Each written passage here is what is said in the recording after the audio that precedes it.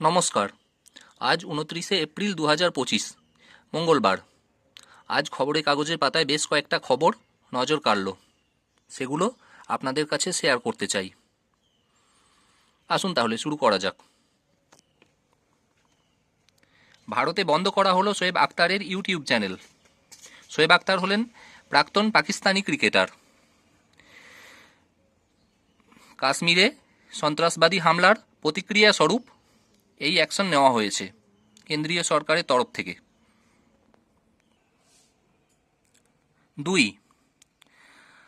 আইপিএলে জসপ্রীত বুমরা মুম্বাই ইন্ডিয়ান্সের হয়ে সর্বাধিক উইকেট নেওয়ার রেকর্ড গড়েছেন।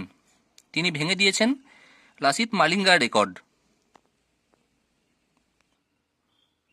3. পদ্মশ্রী পুরস্কার পেলেন রবিচন্দ্রন অশ্বিন।